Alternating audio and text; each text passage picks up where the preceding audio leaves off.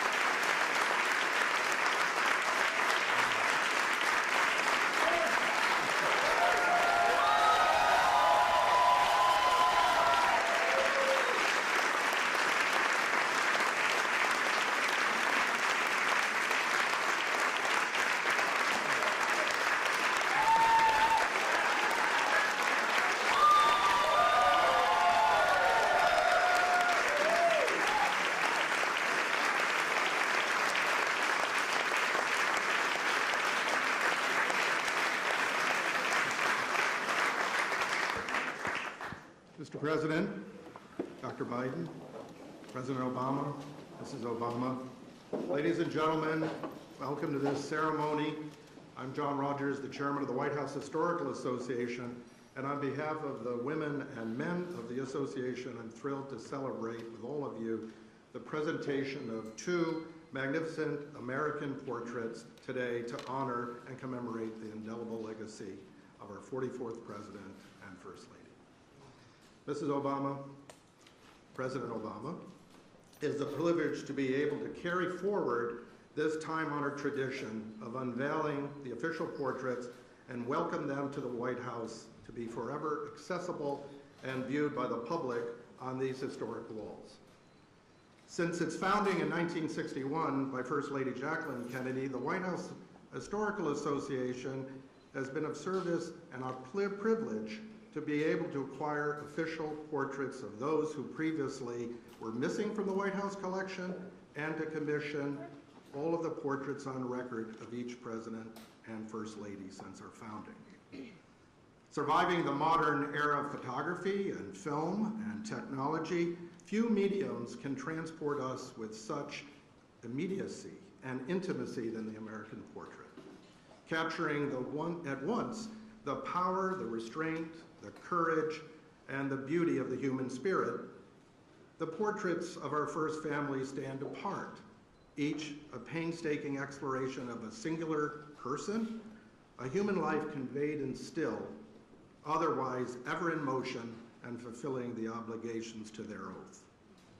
More than just the unveiling of our assemblage today, it's integral to the broader set of symbols and rituals and emblematic gestures distinctly American that sustain the spirit and the standing of our republic, bridging one presidency to the next the way we do one generation to the next, honoring the past as much as we look to the future.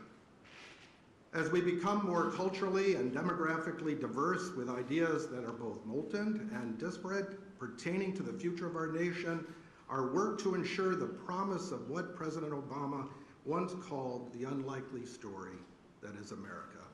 It's never been more intertwined with preserving what has been symbolically and foundationally at the heart of our storied resilience as a nation.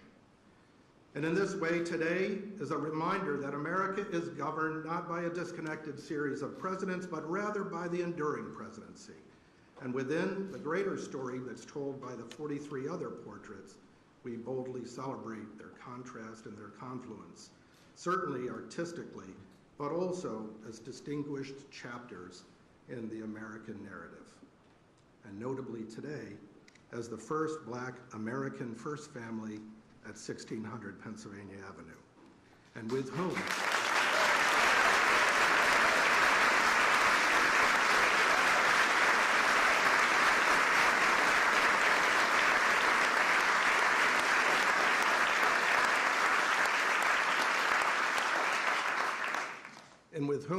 we shared the joy of watching your wonderful daughters grow up here and come of age.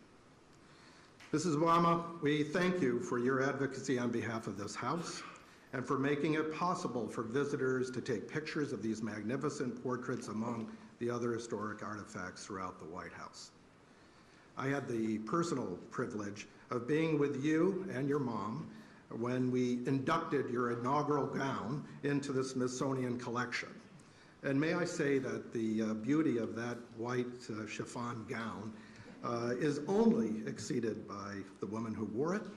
And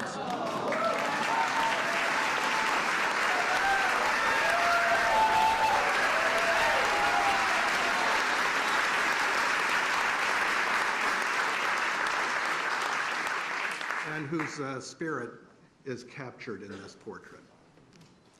The tradition of service continues with Dr. Biden. She's our steward. We are honored that you were with us when we celebrated our 60th anniversary, and we look forward to our continued work with you on the educational mission of our association. And we are ever thankful to you and you, Mr. President, for hosting this wonderful ceremony today. And to our artists, Robert McCurdy and Sharon Sprung, we are grateful for your artisanship and dedication to your own craft.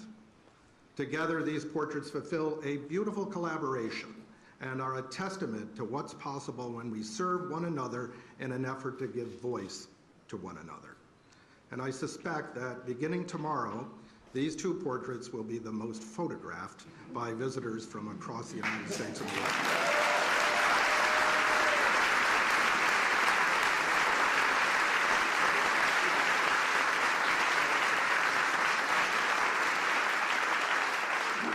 And it's now my pleasure to introduce an admirer of great institutions and national treasures, the President of the United States of America.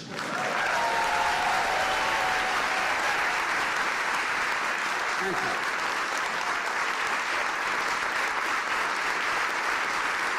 Thank you, thank you, thank you. Thank you.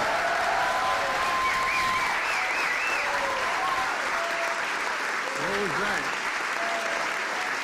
Thank you all very much, please.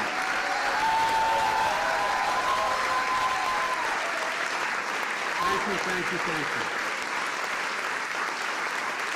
Please. Thank you, John Rogers, in the White House Historical Society. Barack and Michelle, welcome home. Welcome home. Jill and I and Kamala and Doug are honored to host you and so many friends who have been part of this incredible journey. It includes members of your cabinet and staff, some of whom were foolish enough to come work with me. And there's someone else that I'd like to acknowledge tonight, Mrs. Robinson. This is your house as well.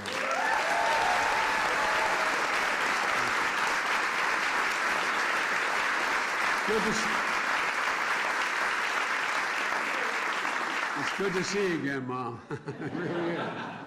It's also good to see Miss Wilson, who known affectionately as Mama Kay.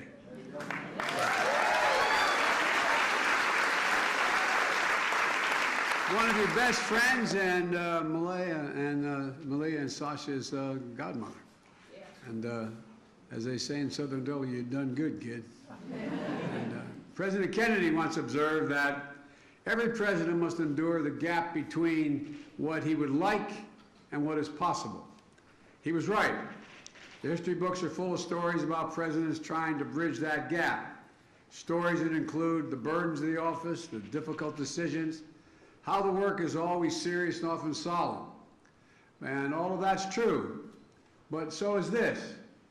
With Barack as our president, we got up every day and went to work full of hope, for real, full of purpose, and excited about the possibility before us.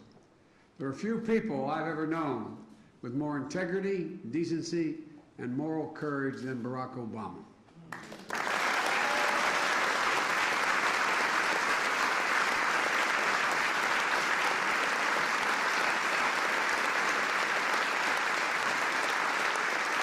Mr. President, nothing could have prepared me better or more to become President of the United States than be at your side for 8 years. And I mean that from the bottom of my heart. You know, no matter what the issue was, no matter how difficult, no matter what it was about, doing it, you never did it with just the easy way, what the easy way out was. It was never about doing it that way. It was always about doing what was right, literally. You know, just go down the list of historic presidencies. He never gave up on the simple truth that health care was a right for all Americans.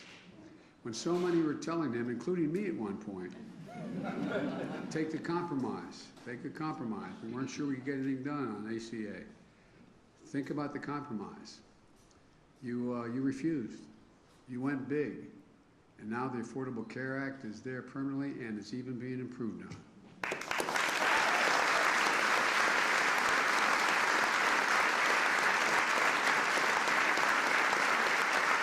I remember what you told me. So how can I look those people in the eye and leave anybody behind? You weren't about to do that. You know, his Recovery Act brought America back from a great recession. The auto rescue protected an iconic industry that represents the nation's heart and soul. And there were a whole lot of people, some maybe even in this room, that were telling you we should let the industry go bankrupt. We should let it go. But you wouldn't. You persisted. You insisted. And I remember our conversations. And I'm proud we stood together and wouldn't let that happen. You bet on the American worker. You believed in the American worker. Even though he knew it would be controversial, you stood up for hundreds of thousands of dreamers who only know America as their home. It always boggles my mind that I always can't understand that a 3-year-old kid's going to say, no, Mom, leave me on this side of the Rio Grande. You go ahead and go. I'm serious. So they could stay and contribute, and they've contributed incredibly. Their talents, and it's a great generation they represent. I can go on and defend what all that you've done, expanding civil rights, issue the clarion call on the climate crisis, helped us find that amazing grace, even in darkness. In countless hours, over countless meetings, under intense pressure, we always knew Barack Obama. We always knew what you'd do, what you thought was right, even if it was going to cost you politically. You know, we trusted him, all of you in this room. We believed in him, and we counted on him. And I still do. And I still do.